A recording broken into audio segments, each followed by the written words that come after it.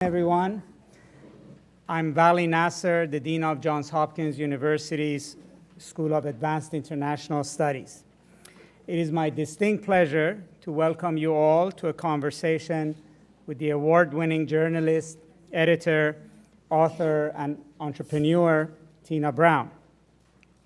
Ms. Brown has been one of the most influential voices in American media, and in this role, she has initiated tremendous change and advocacy on behalf of important social and political causes, and has also spoken to important international issues and global trends.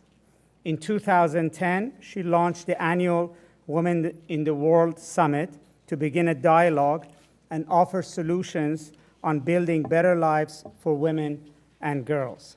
The summit has hosted conversations in London, Dubai, Sao Paulo, New Delhi, and throughout the United States, and has featured extraordinary leaders such as Hillary Clinton, Christine Lagarde, Barbara Bush, and Oprah Winfrey. They represent what Ms. Brown does best, elevating a critically important conversation to a profile and stage that has no equal. Her example is one we strive to attain at Johns Hopkins SAIS, and that is why today's conversation is part of the school's Women Who Inspire series on the topic of women leaders making a difference on the global stage. The series was launched last year at a time when there has been a tremendous groundswell of interest from alumni and students in women's leadership. Other programming at the school, such as the annual conference organized by the student group Global Women in Leadership and the SAIS Women's Alumni Network, allow the school to be an advocate and thought leader on issues of gender equality and the role of women in global leadership. As one preeminent graduate student of international relations, Johns Hopkins SAIS has been educating and empowering women and, excuse me, lost my place, has been educating students for years, preparing them for careers of leadership in public and private sectors. With this tradition in mind, we established SAIS Women Lead, a platform to promote women's leadership in international affairs across the school and beyond its walls. At the heart of our mission is the realization that women's leadership is not only an end unto itself, but also a tool to realize many other global benefits. Ms. Brown's impact is a perfect example of all that can be achieved with such leadership, and her illustrious career speaks for itself. She has been founding editor of Daily Beast, the editor-in-chief of Tartler, Vanity Fair, The New Yorker, and Talk. She's also the founder and CEO of Tina Brown Live Media. She was inducted into the magazine's Editors Hall of Fame and has been the recipient of 4 George Polk Awards, 5 Overseas Press Club Awards, and 10 National Magazine Awards. Ms. Brown is also the author of The Diana Chronicles, a best-selling biography of the Princess of Wales, and in 2000, Queen Elizabeth appointed her as Commander of the Order of the British Empire for achievements in journalism. It is of our immense pleasure to host her today in a conversation that will be moderated by our own Ambassador Shirin Tahir-Kheli, a senior fellow at the Johns Hopkins SAIS Foreign Policy Institute. Today's conversation would not be possible without Ambassador Tahir-Kheli, so thank you. So without further ado, I turn the floor to Ambassador Tahir-Kheli to start the conversation. Thank you. Thank you. Thank you, Tina, for being here. I'm thrilled to be here because you are a great leader yourself. I'm just... By the way, this sounds a little iffy, this thing. Is this all right? You can. You can. Okay, good. I wanted to thank the Dean and of course, the audience for being here to be part of our conversation. you've sort of offered us the opportunity to launch the Women Who Inspire for 2016-2017. And it's a wonderful launch. And at the end, we're hoping that we'll bracket this with another woman who inspires, Condoleezza Rice, who will come hopefully in May. So, you know, the Dean Vali went through some of the highlights, just some of the highlights of your incredible high voltage creative energy career and life. And I've watched, particularly since I had sort of a front row seat when you launched Women in the World Summit in 2010, and seen how you've energized a global audience, not just those who are in a now large Lincoln Center hall, but around the world with the online viewing. But and through that, I'm aware that you actually have a Rolodex that could run a country, if not the world, because the issues that you have sort of made your own in some ways, and now, of course, because you've given them a platform and a chance for a public discourse, the marrying of the need for women's empowerment and across the board, political, economic, medical, you name it, through media, the legal justice aspects. And you've partnered that with not just giving a voice, but trying to find common solutions, which in my experience, and I've lived long enough to have sort of seen movements and exposures, is somewhat unique. And I wanted to start this conversation with a question that has occurred to me, but I've not always had a chance to put it before you. What made you make that link? Because clearly these very, very incredible women of all statures would come to such an event, but what made you focus on the solution part? Well, I began the summit really in response to what I felt was a bubbling up of a global women's movement that other people weren't actually noticing. For many years, I've been involved with Vital Voices, which is the wonderful nonprofit which mentors. Excuse me, is that microphone working? Yeah. Is it? No, it's a little iffy, isn't it? Mine is still working, but is this better now? No. Can we? Shall I move it up? Where's Mr. Audio? There, I think. Is that better? Yes. Where's Mr. Audio? Where did he go? That's much better. That's better? That's yeah. better, okay. Well, just start again. I started Women in the World in response to what I thought was a bubbling global women's movement, which I sensed through my work with Vital Voices, which is the nonprofit which mentors women in emerging countries. And in the spring of 2009, I went to a Vital Voices retreat in Italy, in Florence actually, and there was a whole group of women there from South America, from Africa, from all over the world, India, Pakistan. These were sort of local women grassroots leaders, really. And I was completely blown away. I mean, every one of them seemed to me like a complete firecracker, a person of enormous stature, of big vision, because I feel, as we all are, very hungry for leadership. You know, we're not seeing much of it around in our national life, or rather what is exposed to be leaders in our national life. And I thought how exciting it would be to actually give these women a platform, because what they didn't have was that. What they had was tremendous energy, great ideas in their own countries. They were doing incredible things in their own sort of, sort of territory. But they didn't have any platform beyond it, at all. Nobody was listening to them.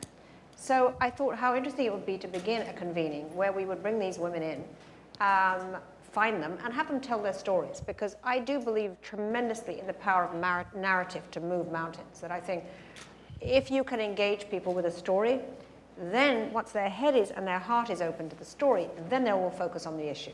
They won't focus on the issue if you start with the issue. They simply are on their iPhones or whatever. They want to listen, and they mean to listen, and they mean to read it, but they don't. So we have to, that's my training as a journalist. My journalist training is about seduction. My journalist training is about how do I make a person read this? How do I make somebody pick it up off the newsstand and buy it? And the same is true, in my view, for anything you want to do. Any issue you want to address, anything you, any solution you're looking for, first of all, you've got to make people listen and pay attention. And you can do that with narrative. So the way I structured Women in the World was to have women come and tell these incredible stories of their lives. Then when people's eyes are open and they've heard this extraordinary story of how this person made their way through unimaginable challenges, whether it's education that isn't available, whether it's honor killings or issues of absolute sort of repression in so many places in the world, yet they manage to find a solution and they find a way out of it, then you can have a discussion about, well, what is this place? Why is it like this? So it's really about opening the eyes of the world through the eyes of women, through their voices. And we found that it just took off immediately. The very first panel of the very first summit was rape as a weapon of war. Now, you wouldn't really think that was particularly a sort of box office topic, but we had the most amazing woman called Shushu Amogali, who is a woman who had started a radio show in the DLC to hear the stories of women who've been raped. And she's a broadcaster, and she began to broadcast these stories, broadcast them over and over again. And gradually, the horrors of these stories began to seep into the national consciousness. They were no longer secrets. When she talked about this, and we played the tapes actually on a dark stage, it was very, very dramatic. And then we had Dr. Mukwege, who of course is very famous now, the doctor in the Congo who operates on a lot of these women and stitches them back up again. And he was a remarkable voice. And we had another couple of journalists on that stage, and it was just very powerful. But at the same time, we also then brought in these women who were very prominent women, and the very pleasing thing about it all was that the prominent women, in that case Hillary Clinton, in that case Christine Lagarde, in that case Condé, the first year they all came in, they all understood immediately, which is why I realized this was a global women's movement. These women knew, because they, like you, have been operating in that space. They see it and they know it, and they were delighted that these women finally got a piece of the action. And it really sort of took off from there. It's interesting you mentioned that particular panel, because I remember that. And it was particularly interesting to people like Condi and myself, because we were Condi chaired the Security Council meeting for UN Security Council Resolution 1820, thereby turning it into ministerial, so all the ministers came, which passed the resolution against all odds, they had said, but unanimously, that declared that rape as a weapon of war was henceforth going to be considered, a human rights violation in the extreme and a war crime. Yes. And so we took that panel back to the UN and those broadcasts to sort of say, look, there is an absolute between the legal institutional framework we were trying to create and the women on the ground who are actually both at the receiving end and at the trying to seek justice end, there was a link. So, I mean, that's wonderful. You see, that's the kind of outcome that happens that I don't even know happens. And I think it happens, I mean, that one is close to my heart, so I remember that comes, and I remember immediately, sort of like the next day, we were sort of emailing various people and saying, you want to create that list of potential war crimes, war criminals?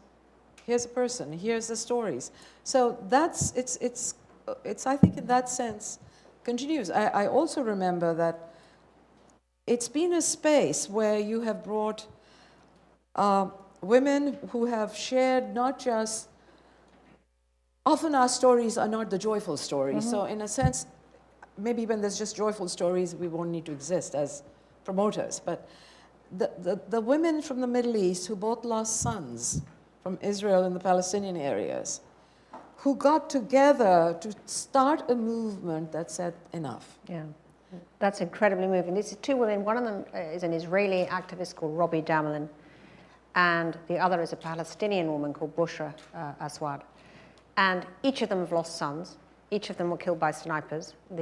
Robbie's son was killed by a Palestinian sniper. Bushra's son was killed by an Israeli sniper. And yet they have found a way they found each other in this circle, which is called the Parents' Circle in Israel. And this circle is made up of parents from both sides who've lost their children. And as Robbie Damnon says, the tears on the pillow are the same color. It was a very profound thing, which really just made me weep when she said it.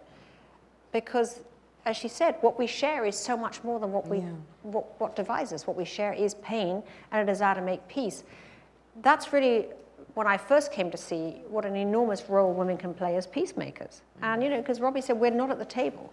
Why aren't these women more at the table? Because they bring that practical, front-line sort of emotional connection. Right. Instead of it being a talkathon, a talk fest. I mean, you know, what we're seeing in Syria at the moment is, I want to know where the women are. I'm just not seeing any, actually, in this process at all. They aren't there. They're not there, but they are there. Yeah. In London, actually, last year, we had an amazing woman who is a journalist who does radio broadcasts from Syria, where she stayed in Aleppo and did these broadcasts.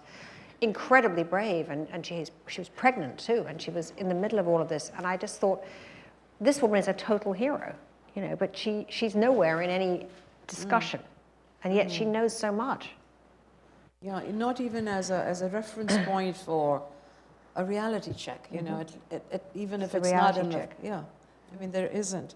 But have you found, as you've broadened the conversations geographically, I mean, now you've done Sao Paulo, Delhi, London, etc., and others, I'm sure, in the making, and does the same model work? It's very what have you brought?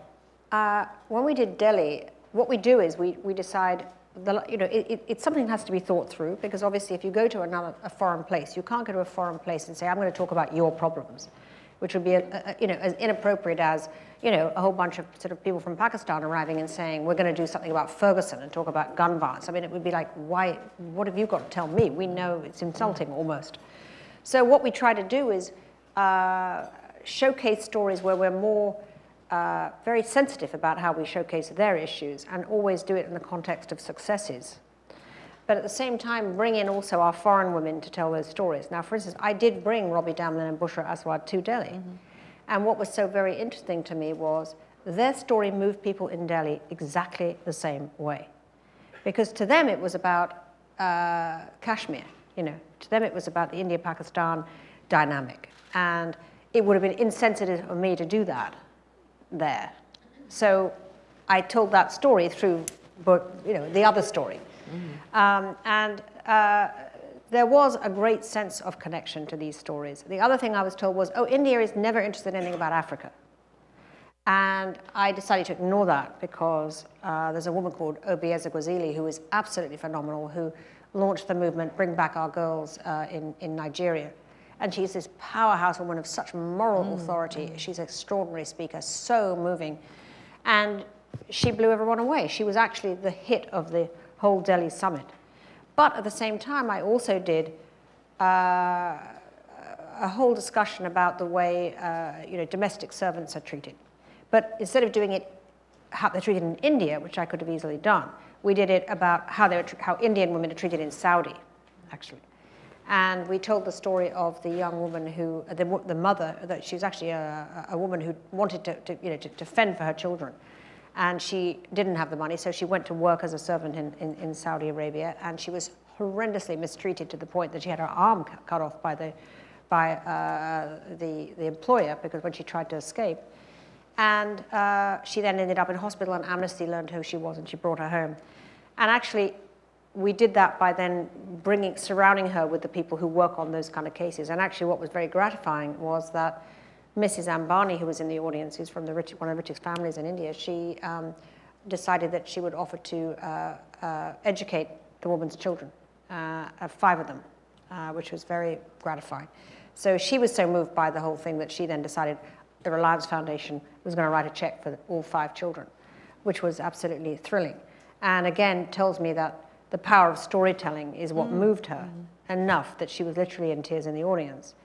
So it's exciting what you can do with conversations and issues which are based on narrative.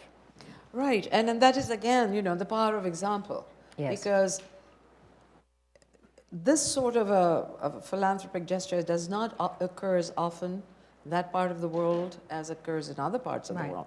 And so you can have a ripple effect even there.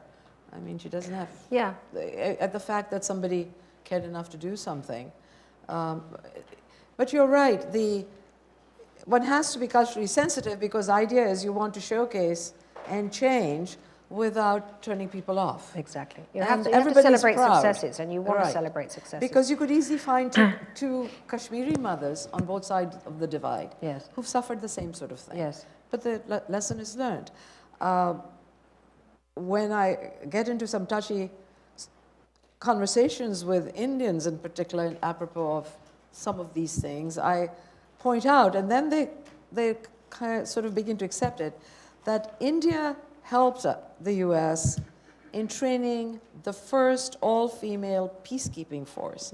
I remember Donna's in the audience, she probably arranged for the flights to Delhi and so on, trying to convince them, because they have this incredible, Kiran Bedi, whom you know, was in the police department. She was head of police, and they have this enormous capacity. So Indians trained this all-female peacekeeping force to send to Liberia, and a couple of years later, Ellen Johnson Sirleaf, who was part of Condoleezza's First Women Leaders Working Group, said that when this contingent arrived, wearing, very beautifully done cotton UN blue saris into Monrovia, it did a number of things. The violence against women dropped by almost 60%. Reporting doubled. And the number of Liberian girls who were willing to go into law enforcement tripled. And she said this was within a year. So, it's the story. Yeah, you want to be able to imagine. I remember a woman in, from Latin America, just beginning with G. My head is going crazy. What is the country which is in Latin America beginning with a G? Jamaica? No. With a G. Oh, with a G. Guyana? No. No. Guatemala, thank you very much. I had a terrible senior moment about Guatemala there. Such a violent place, such a horrendously violent place. And this is a woman who has been exposing corruption and very dangerous activity. And she did it online and anonymously with pseudonyms, and she did it again on radio broadcasts where she went after corruption. And she was talking about the desperate poverty and the desperate nature of things for women in that part of the world. And she said that what she found, which was really upsetting, was that these young women could not even imagine success for a woman. They just couldn't imagine it. They just didn't know anyone who was successful. And simply by going in and exposing them to women who had risen, even in the smallest possible way, into a different kind of life, was for them an absolute revelation that until you could imagine the success of it, you couldn't even think of aspiring to it. And I thought it was it sort of stuck in my mind. I was thinking of that is, that we keep hearing about role models, and it's become a cliche about a role model. But role models are absolutely critical, because if you cannot imagine yourself in that role, I mean, actually, the Pakistani filmmaker, Sharmeen Chinoy, who is absolutely brilliant and won an Oscar this year for her short documentary, The Girl in the River, about honor killings. She said to me that, in Pakistan, when she was growing up, there just weren't those kind of role models for her to look up to. She was so hungry. And it was only seeing Christian Amanpour reporting on television that made her suddenly imagine for herself the life of a journalist. And she's now become a brilliant journalist, a documentarian. But it was seeing Christian Amanpour that made her think of herself as a journalist. Only, she said, if she hadn't seen her, it was a critical thing for her to actually just be able to visualize what it would be like. Right. Again, I mean, that is why I think, the power of example again and again becomes, because it links you to something beyond yourself and even your across borders. But speaking of across borders, women have risen to high rank in other parts of the world, and might in this country finally. But there's also been a lot of turbulence with that. The case of Dilma Rousseff. Yeah. which when we were all very excited when she came in, replacing Lula as president, one would not have assumed it would go that way. I think of Benazir Bhutto, whom you knew from Oxford days, who, I mean, what happened to her was not because she was a woman, but the issues that she dealt with as prime minister 2 times were not that dissimilar from other prime ministers, but somehow she was held to a higher standard, given more of a deeper grilling on it. So does that then mean, in terms of political leadership side of women's empowerment, that women have to be kind of extra careful? I mean, is there a burden of being holier than the Pope that goes with rising to the top if you're a woman? I think that women fall harder, and there's much more attention to their fall when they fall, without question, and much less tolerance of it, and far fewer networks waiting for them to bear them up and help to recreate themselves. I mean, that's what I've seen again and again when these women lose their powerful positions, that there's not much network that's there for them. You know, that the men seem to kind of go round and round and end up being hired all over the place and re-emerge and all the rest of it. But the women, they vanish. I think it is very, very difficult, and they do grow shells. I mean, we've heard it again and again about Hillary. She's so cautious. She's so, she's so hidden. Theresa May in England has had some of the same sort of press, that she's very, very cautious, very, very contained, very, very buttoned up.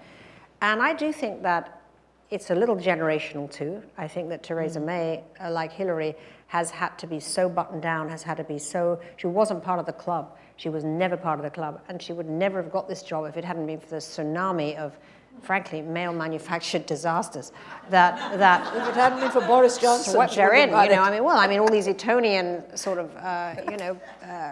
sort of feckless, frankly. I mean, coming out, we had Farage resigning, we had Cameron resigning, we had Osborne. I mean, it was absolutely incredible scene, Boris Johnson, and she's sort of the only one left standing. And I think what's quite amusing in a way, or except that it isn't, is that women end up getting the job when it's no longer worth having. That's the point. That's very true. I mean, if you think about it, when do women get the huge jobs? Like, when does Mary Barra get to be head of General Motors? After that horrendous seatbelt disaster, right? I mean, there was absolute mayhem at GM.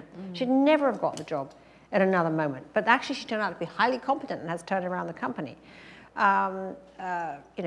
Theresa May, absolutely the same thing. I mean, I look at sort of the network news anchors. I mean, there would have never been a woman running the network news when it was at its prime. But frankly, network news is now like, who watches network news, right? So then it was okay to have Katie Couric and Diane Sawyer and so on. And then in the end, it went back to what they preferred. But so there is a kind of a thing where women tend to be the last resort, which is like, everything's failed, well, let's just, she's there, why don't we stick her in? And then it depends on what happens next. So it is very interesting. In the case of Dilma Rousseff, she hasn't been a very talented leader, but I suppose the unfair part is that there's plenty of men who are really mediocre leaders too, but they weren't as crucified as Dilma Rousseff. And actually she wasn't, the corruption that she's been accused of was not for her personal gain, actually. Whereas the other corruption cases in Brazil have been for personal gain. Hers wasn't. So she has been overly hammered, and I don't think that, I think that she didn't have that network of loyalty around her. There wasn't any, or rather, the loyalists are very skin deep. There isn't that deep network that male leaders have created over the years. So it's harder for women, there's no doubt. It's a very important point you bring up, that you can be one of the boys, but you cannot ever be part of the boys' club. Right.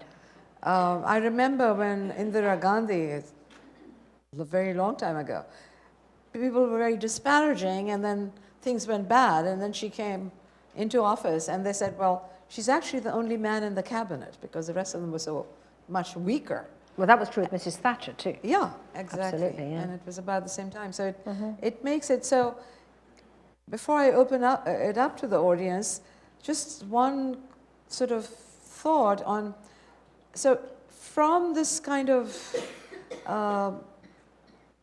almost going decade-long experience of broadening the field and drawing in greater audiences and trying to think differently in the social media and the outreach, which is now so incredible compared to in my time, certainly. Are there, can one say that there's a formula that works in terms of women's empowerment? And so I think, we have to honestly keep, it has to be constantly worked at. And you have to keep creating what I think almost of safe spaces and forums for women so that they can reinforce one another's confidence. I mean, the op-ed world, for instance, is so dominated by men. It's quite remarkable. There are so many great women's voices, but you don't really see them very much. And why is that?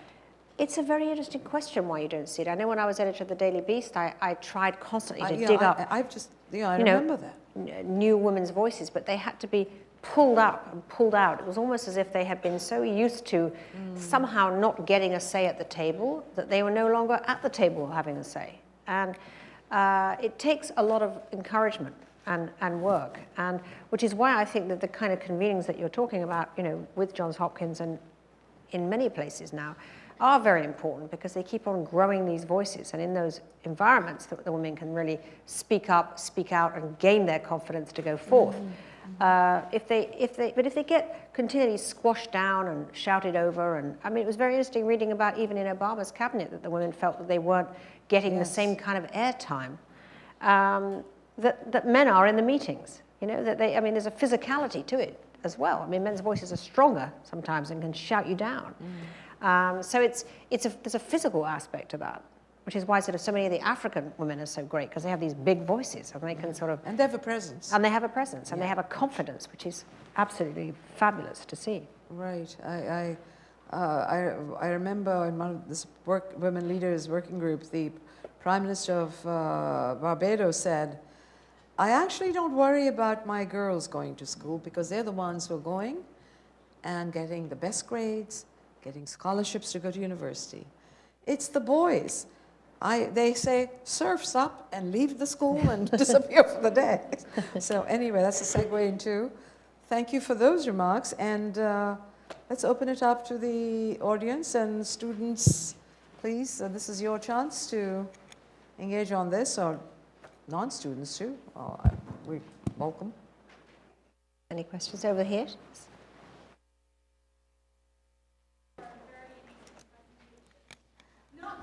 Could you introduce yourself, please?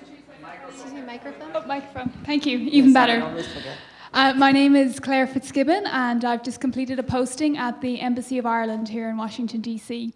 I wanted to thank you, for starters, for such an interesting presentation, and really was interesting to hear some of the success stories of the Women in the World Forum. Not to take away from those successes in any way, but how do we go further than the reach of such fora? Is the answer more similar type of exercises, or do we need to be looking in a completely different direction altogether? Well, I do think this question of the network is very important, and I think women have to really make a very conscious effort to create these networks of support for other women who are in their fields, so that they are actually for them, so that they do create the same kind of surround and texture around themselves that in a way has only come from men by years and years and years of confidence, because you're going to need that network as you go forward. And if you don't have it, or if you haven't reached out to other women in that way, you're not doing your own part. And there obviously is a lot of competition too in that sense. We hear again and again that women are sometimes not supportive. I mean, sometimes women can be the very worst cutting other women down. And I think that it's a really insecure thing to do, that we have to create, as I say, the safeness of being able to be confident and bring another woman up without always feeling that there is this kind of, there's only so many prizes and we all have to just get them for ourselves. So that sounds like touchy-feely, but I do think it's an important thing to do. I also think it's important to publicize and share the success stories of women that are working. And it's remarkable how those stories can spread. I mean, one of our very first speakers was Lema Bowie from Liberia, who started that peace movement in Liberia, where she brought together Christians and Muslims together to defy Charles Taylor and end the Civil War. And her role that she played, where she got all these women together, and she showed the power of, again, convening and showing, making a show of force, in a sense, of we're not going to take this anymore. In a way, American women, I think, are quite passive, actually, about showing force in that regard. And in fact, one of the things Labour Bowie said when she was at our summit was like, why aren't women more protesting as a kind of organized group more? Why are they kind of putting themselves into a ghetto and sort of talking to each other rather than actually showing their force in the public arena? And I think it's something that we should be doing more of, as a matter of fact. Yeah. Thank you very much for your talk. I'm Kent Davis-Packard. I'm an adjunct professor here in Middle East Studies at SAIS. My question is, I also ran a women's organization in 20 countries, and I see lots of women's networks, and I see the value that you pointed out in that. But what about the old boys' networks? Is it worth trying to break into that? Yes. And can you talk about how that can be done? Thank you. I think it's critical to bring men in, absolutely critical. And in fact, some of the biggest, you ask about success stories, I would say that some of the biggest success stories that we've showcased at Women in the World have been with women who have successfully brought men into the process. For instance, Molly Melching, who runs the brilliant organization TOSTAN in Sierra Leone, which is an organization which for the last 25 years has been working to end female genital mutilation in the region. And she has had remarkable success, village by village by village, by co-opting the imams in the village, by bringing the men in, going to them first and saying, and explaining to them and educating them about how this is not anything to do with religion or custom, it is a health issue. And how dangerous it is to a young woman's health. And in doing that and in educating the men then became the proselytizers themselves. So I think that it's extraordinarily important. And another example of that actually was a very memorable thing that the German defense minister, Ursula von der Leyen, said. She was trying to pass laws when she was family minister in Germany, which gave paternity leave to men in a particular way, which is that the woman got 6 months maternity leave, but the last 3 months was also allowed in terms of paternity leave. But it would always be only paid to the husband if the wife had gone back to work. And in that way, he would be left alone with the child, she'd gone back to work, and he was sharing. And she did that because she wanted to do that was that she wanted to end the idea of what Germany calls the raven mother, which is a term is used, particularly in Bavaria, for women who leave their children and fly off and go back to work. And it's a pejorative term, the raven mother. And she wanted to end the raven mother culture. And she said she was getting nowhere with this legislation until Wolfgang Schäuble, the finance minister, in his wheelchair, suddenly piped up, you know what, I think we should pay attention to her. He said, my daughter's a lawyer. She has just had a child. She wants to go back to work. She's very concerned about leaving the child. This would make all the difference to her. And Ursula said, at that point, I realized the power of having one man on your side. So I think that Especially if he's finance minister. Particularly if he's finance minister. One powerful man on your side. But, this is a very interesting thing, which I think a lot of women are forgetting, that yes, you want to have your network, but you want men in that network too. And you want to make men feel that it's cool. I mean, look what Justin Trudeau is achieving in Canada. He's actually made feminism very cool. He really has. I mean, it's really quite remarkable. He's really bringing men into the process. It's really quite inspiring.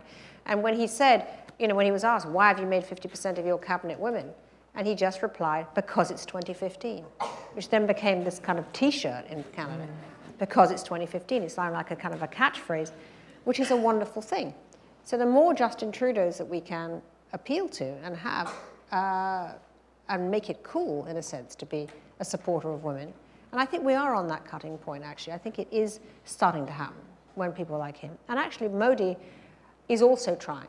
I mean, in a different way. I mean, obviously, he does still try to foster the whole traditional woman at home because he feels so strongly that it's the underpinning of Indian society, which is understandable. But he really is also trying to promote the idea of women coming up. And he was very good during the Delhi rape when he said, he really spoke about that as a man in a way that was very, very appealing. The more we can see that, the more important it's going to be, I think. Yes. Another adjunct professor. My name is Nina Gardner, and I teach business and human rights, and I'm really glad you brought up the whole issue of women not writing op-eds. And I have, in a business and human rights class, almost 90% women. Why is that? Is it because human rights is in the title? Are women more, do they come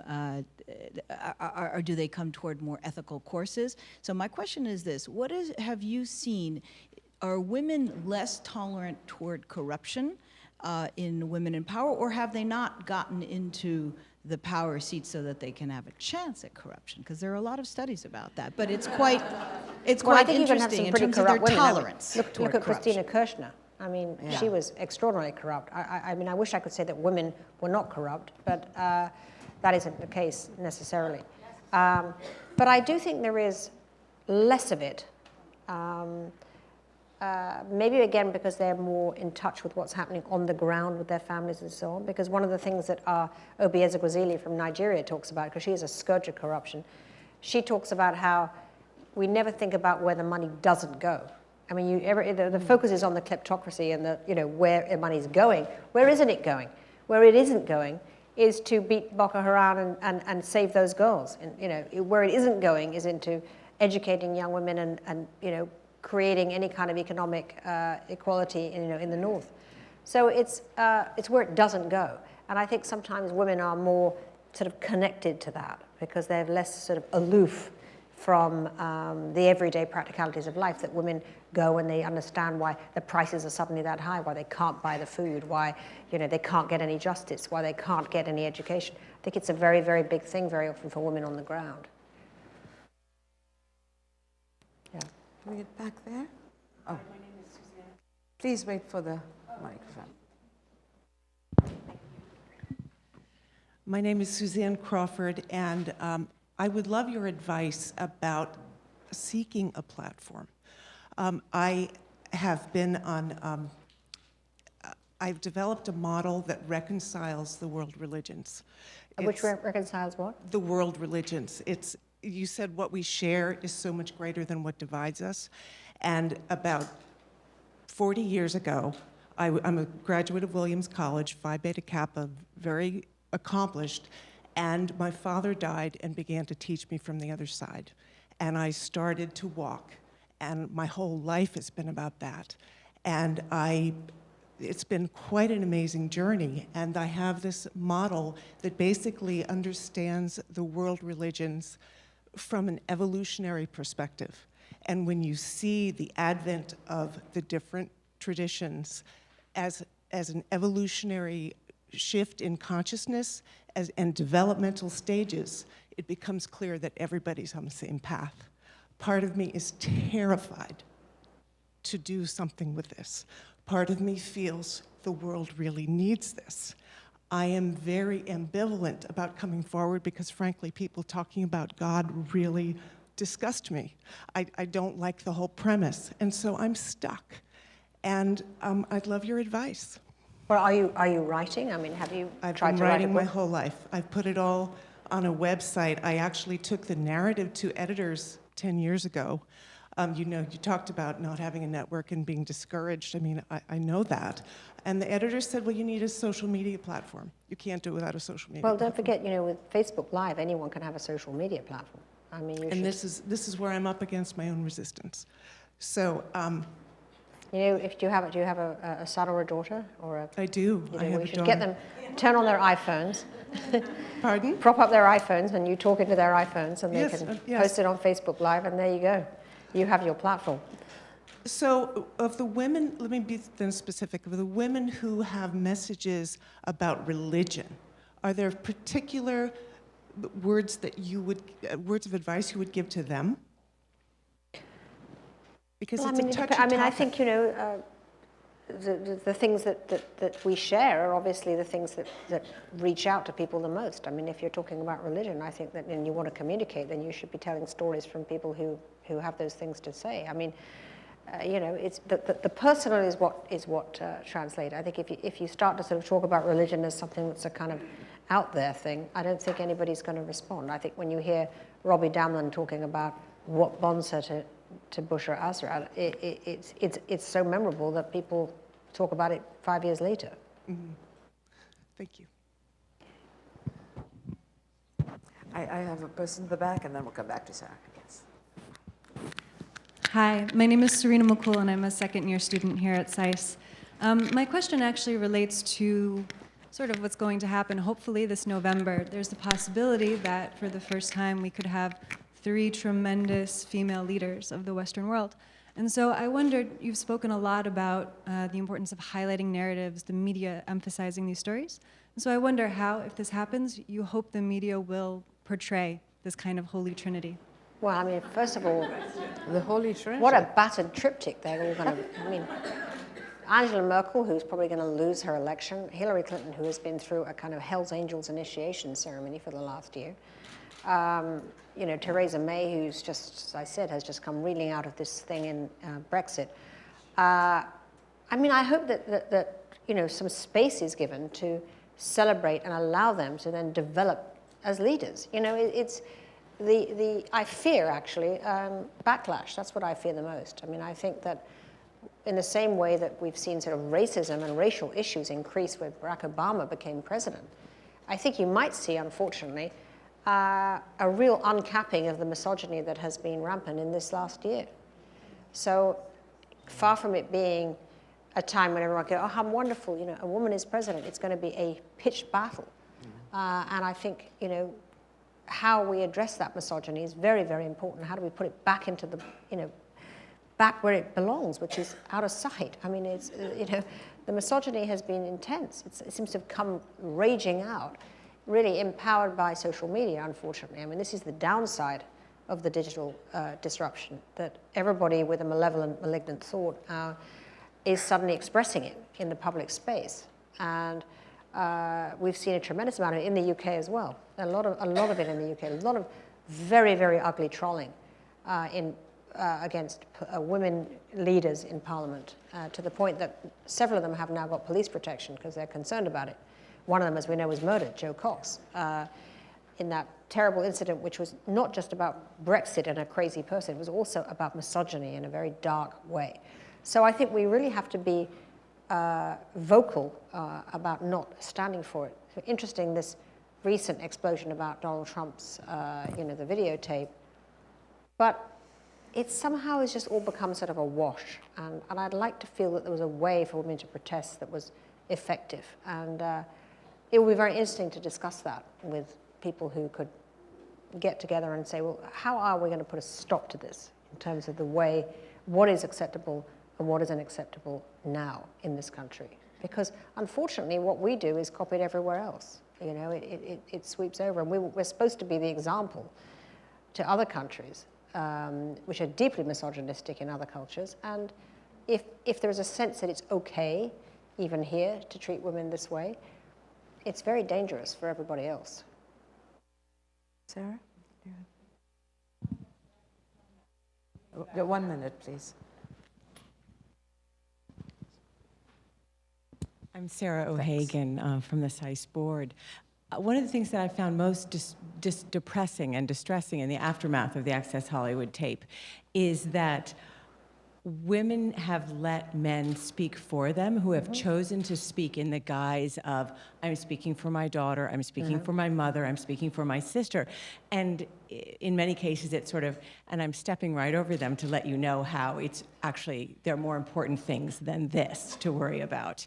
I mean, that's only one side of the political spectrum, and that's not what I want to discuss. But I'm wondering where you see then, from the remarks you just made, American feminism today. Because if we have Gloria Steinem really kind of at the apogee end of her career, and we have maybe young feminists looking at all of the freedoms and the rights and the advances that have been afforded by these early pioneers.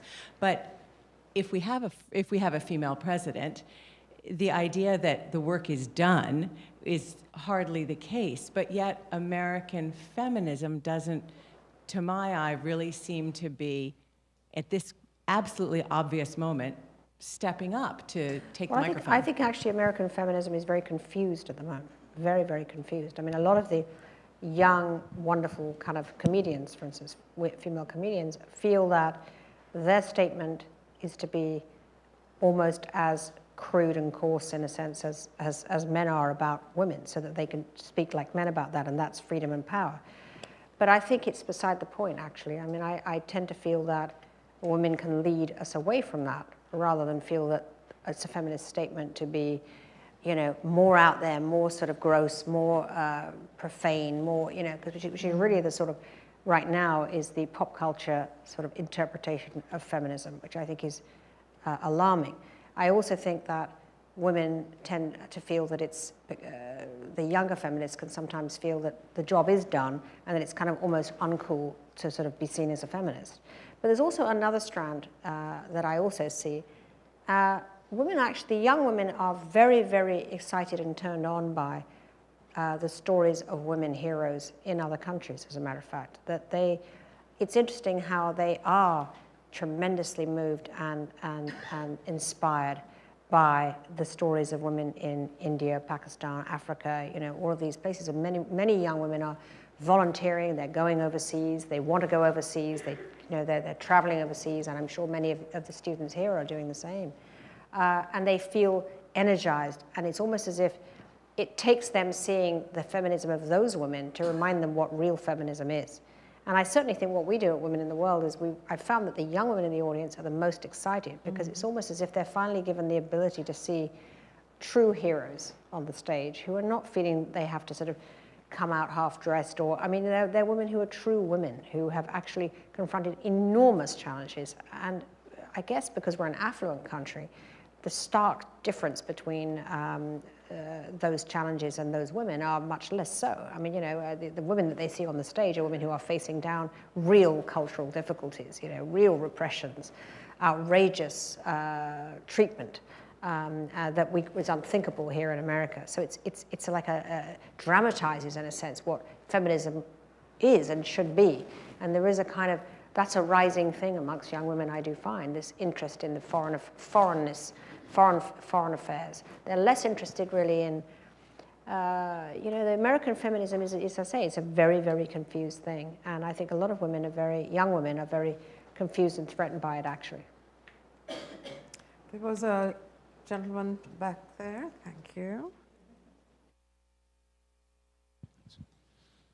Hi, my name is Walker Carter, and I'm a SAIS alumnus from 2012, and I also work for one of the big accounting firms, PricewaterhouseCoopers. So glad to see you here. Wow, there are more of you. Good.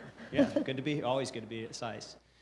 My question is, from a private sector perspective, and a lot of our discussion's been about women in developing countries and things like that, but in a private sector sense, what are some of the things that that organizations can do to promote women's leadership? We've been trying to take a forward step, but with some degree of limited success in terms of establishing women in leadership roles, women in board positions, the signing on with the UN He for She initiative, but it feels like it's the tip of the iceberg. Are there other things that you mean what can you do corporately? Corporately. Develop your own women? Yes. Well, I mean, I really do feel that the reason that women so often drop out before they get to the top, which is really you know, a lot of companies complain that they invest in women, they feel that they're really growing women in the leadership path, and then they sort of flame out, you know, after a certain time.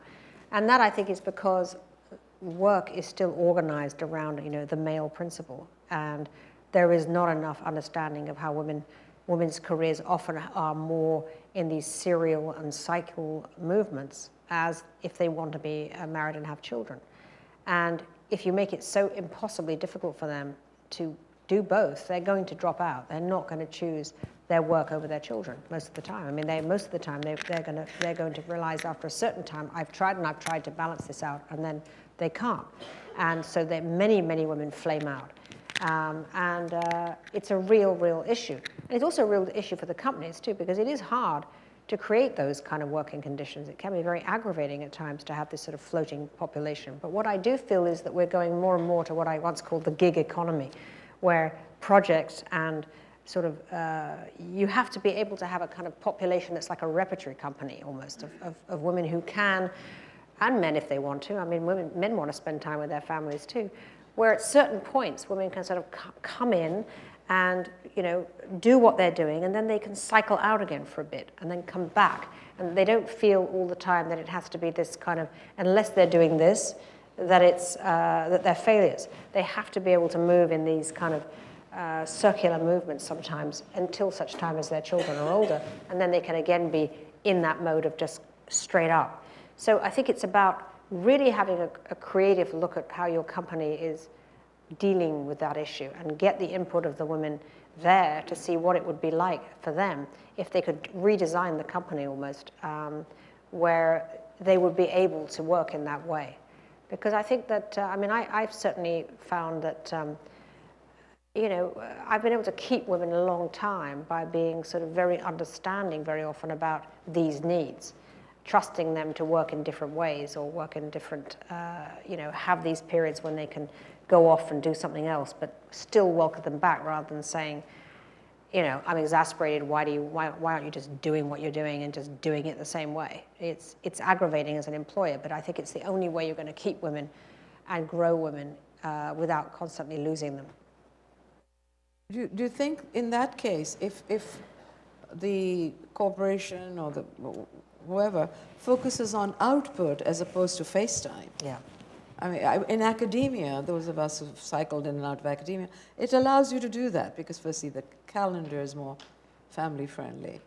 You're off when your children are off. But there's an expectation of performance based on different criteria than perhaps in private sector. Absolutely, and I think with things like FaceTime, it should be, on your possible. iPhone, you should be able to do that a lot more. Yeah. But I think companies are still very old-fashioned, most of them, in And the way it's structured. And when they do that, I've seen this, the younger generation is doing it, but it's mostly the men who get that break to do it because they sort of can be, they're assumed to be more able to manage the time, whereas if you give the woman, who knows, she might be out there baking cookies, I don't know about that. So, and so they run up against that, those who've tried, but I think it should be, it's a mindset. It is. It really is. Are there any questions? Because I have, yes, and then I'll come back to you. I'd like to ask this gentleman here. Is like, yes, he's just going to wait for that. Because Michael's very, very involved in the SAIS Women's Initiative, so he's one of. Thanks. Marshall Millsap. I'm a Johns Hopkins SAIS alum. And strong supporter of SAIS Women Lead. And delighted to be a strong supporter of SAIS Women Lead. Could you have always been, at least in my ear, a distinctive voice. You've always had a distinctive leadership style. At least that's the way I think about the way your story is told in the media. Could you share with us, was it always thus? How did the story begin? Were there women or men who inspired you to take the style, the leadership style? Most of my role models were men because they were doing the jobs I wanted, actually. Passion just bore me along, actually. I think you get a passion for something and then you don't think about anything except getting it done. And so I was always driven by that, I guess, which was just a desire to tell stories that was overpoweringly strong, and then it was about how do I do it, like where do I do it, and with whom do I do it. I do love institution building, and I love team building, actually. And what I have found is that, sorry, I didn't even know I had a phone in here. Stop. Oh, and I forgot to say silence your phones.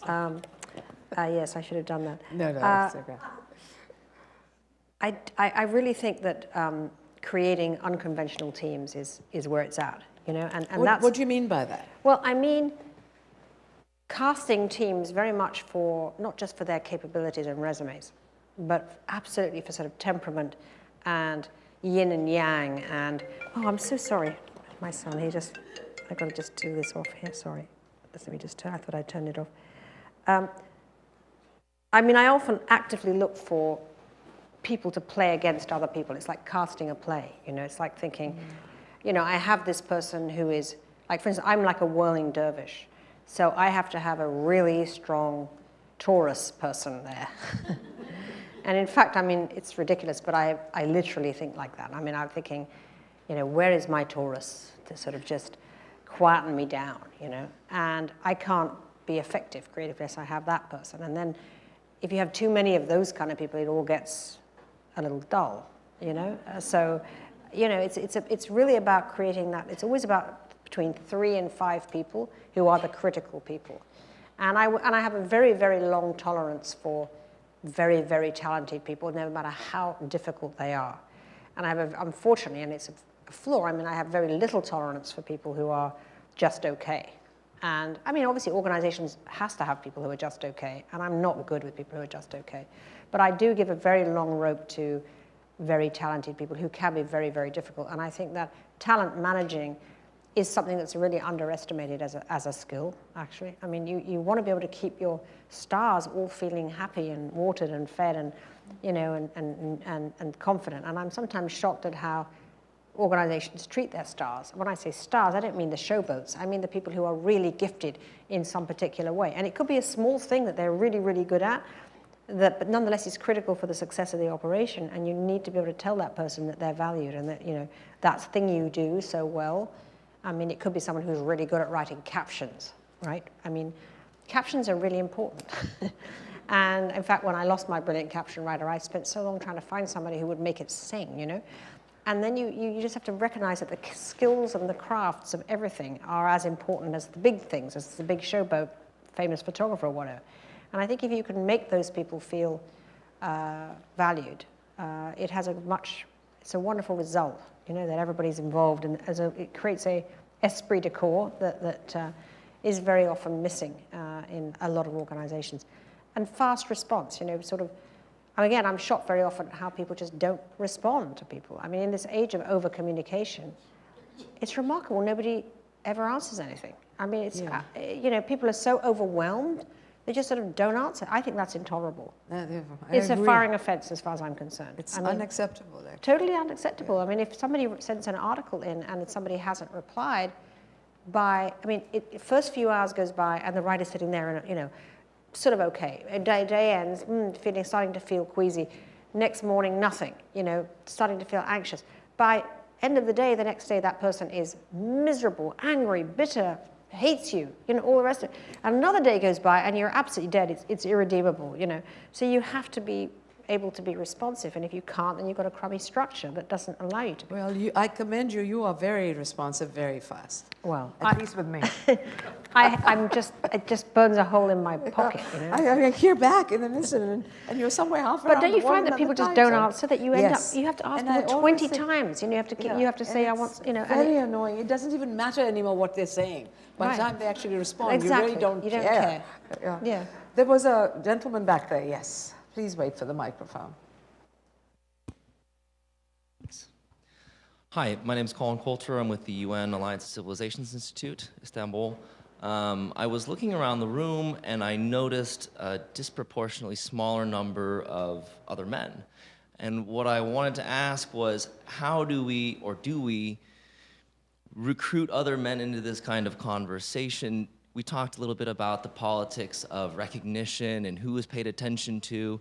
And when we talk about strategically empowering women, I feel like we can't forget that it's about power. And there's tremendous resistance from, you know, the other side. How do we, or do we, bring other men into this kind of event? Is it about making more Justin Trudeau's? Is it about, you know, wearing T-shirts that say this is what a feminist looks like? Well, I think, you know, what's really a good idea is to say that every woman has to bring a man with her. Yes.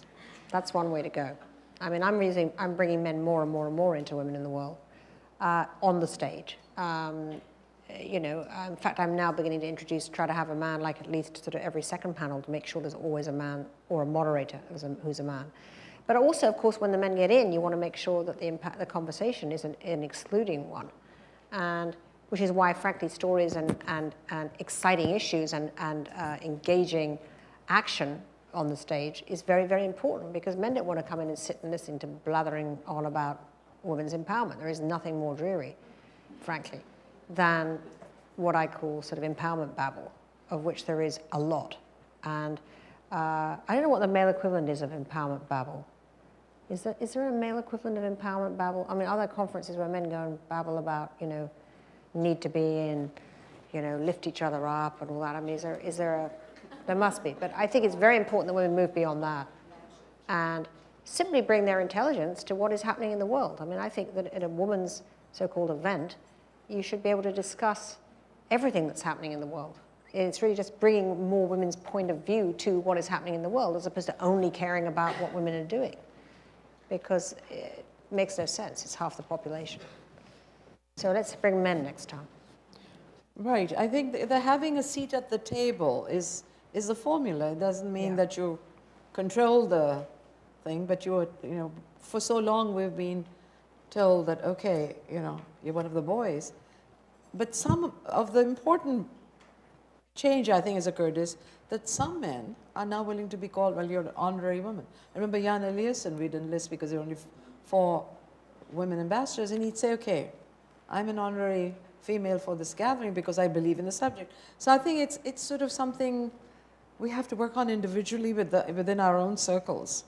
Well, and creating leaders in this space. I mean, I think that, William Hague, for instance, the former Foreign Secretary Right. in England, has been a tremendous supporter of women. I mean, he wrote a book about slavery and Wilberforce, and it really made him understand exactly how appalling it is that, sexual trafficking and sexual slavery, it really has become a very personal thing for him. And it's led him in a kind of a journey where he now feels passionately that the male voice in foreign affairs needs to be there. I wrote a wonderful piece yesterday, actually, about why misogyny is intolerable and why men have to speak up about it, not in the patronizing way that we were hearing about, my daughter, the very good piece that Frank Bruni wrote today, but simply because it just is intolerable, because just for human dignity in every sense. And he's a great voice because he's a very smart and very influential man, and he's made this his thing. And I think we need to have more William Hagues and more Justin Trudeaus, and I think it's happening, and I think it's coming, actually. Okay, we have one question here. We're kind of getting towards the end. Yes, please. Just 1 second, please. My name is Wafa Bougaygis. I'm the Libyan ambassador to the United States of America. And that isn't an easy job to hold, coming from a very conservative Middle Eastern closed society. I was also appointed as the first deputy foreign minister in the history of Libya. And I was very involved after our revolution in launching a commission to support women participate in decision making. We were inspired by women leaders around the globe. My observation is that when we look to the world, when we look to the United States of America, we found that after being in democracy and a lot of, being advanced on a lot of talks on rights and this stuff, after so many years, the ratio of women in leadership in the United States, for instance, is one of very low compared to so many parts of the world. And this frustrates us because women here have been struggling for so long, and yet I think the ratio is about 19.6 or something like this of having women in leadership. My question is, after our struggle, we realized that it's so much not about individual women, because when you are strong, you can push and find your way. It depends on you, just like men. It's about changing a lot of legislations and laws and giving some convenience to women, like in Scandinavian countries, where it's about 56% the ratio of women in leadership. I mean, it's 50-50, men and women. And I'm amazed that this hasn't been done here. You mean a quota? It's a quota, yeah, 56%. Very interesting. I think that sometimes countries that have been through hell, and are broken, like for instance in Rwanda, where the amount of women in government is very, very high, because all the men had died, and so they had to kind of invent. That's in Rwanda, yes. A whole new structure, but here the structure has been so long in place and it's so rigid that it's actually harder to break through than it is in some of these countries where it's been broken. I compare you to Scandinavian countries. I mean, Rwanda is a different story. They, as you said, a lot of men. But like in Scandinavian countries, I mean, they made men stay at home, take care of children. I mean, exchange like 1 year by 1 year. For instance, when a woman has a baby, they get equal pays. They get a lot of privileges. And why that hasn't been done here? Why women here haven't fought so hard for this? I mean, this is the question I leave you with. Thank you. Well, I think, America is very different in every way to Scandinavia. I think quotas including tax. Including tax. And and childcare and all of those things that, I mean, listen, we haven't even got, you know, paid family leave. I mean, it's absolutely remarkable. Only Papua New Guinea, I think, is in the same category. It blows people's minds in Europe that this is true in the United States. It's just remarkable. I agree with you. I think the quota system, we may have to get there, actually, because it just isn't working. I mean, you know, boards and so on, it just isn't really working. I mean, it seems to me nothing is moving in that sense. And it may be that a quota system is better, but it'll be really fought over very hard. I don't see it passing. It was very hard to pass in Germany, you know, and I think it's, in fact, Merkel delayed it for 2 years so that she didn't have to deal with it. And I think it'll be very, very hard to get that passed here. Especially if there's a female president. Yeah, I would think it would make it harder. There was a question from this side. Yes. And then I have one final question. A comment. Yes. Hi, Tina. My name is Jen, and I started an organization actually to start the next generation of women leaders. And like Vital Voices, I know them very well. We're co-creating a project to highlight 7 young women around the world that are in the most violent countries. So from storytelling perspective, is there any lessons learned that you would give, like what are good pointers to do, not to do, especially the not to do's? Right, well, video is very, very important. Video is always better than giving an introduction in words. If you can introduce somebody by a short 1.5-minute video about their life that makes it instantly engaging, people are so much more going to pay attention than if somebody comes on and starts giving a verbal introduction. I think that's very, very critical. Really producing and very intensely what they're going to say so that you really have worked with them to extract from them the most interesting aspects of their story. Because people can sometimes not know how to tell their story. They can have an amazing story, but they can't tell it.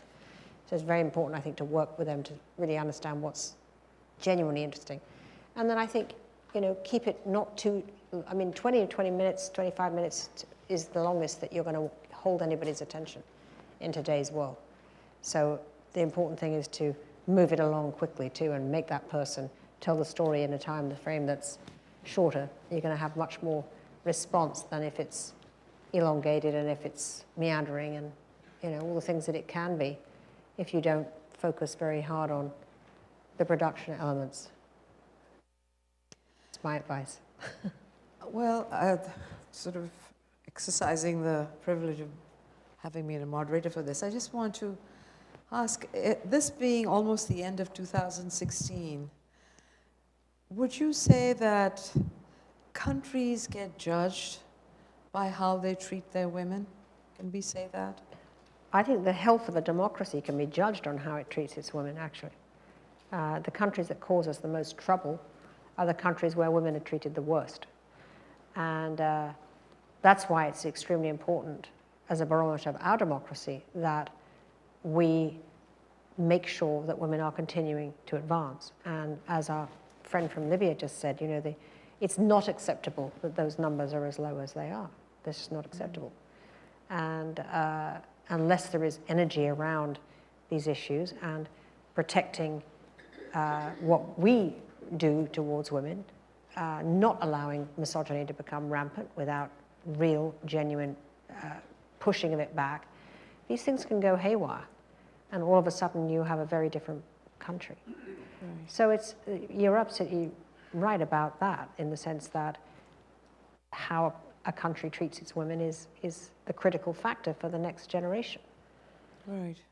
Anyway, I want to thank you on behalf of the Dean and all of the SAIS community for being here and for sharing your thoughts. Thank you, Shirin. And it was absolutely well, fantastic. I'm sure this room is full of tomorrow's leaders. Yes.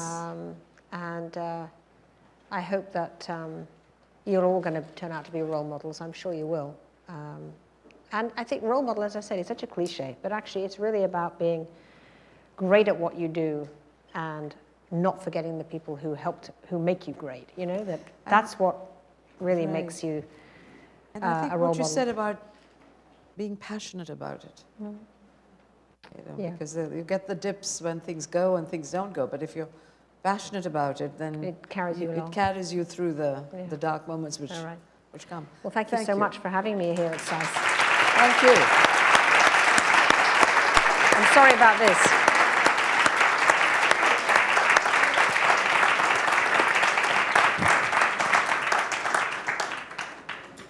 Thank you so much, Shirin.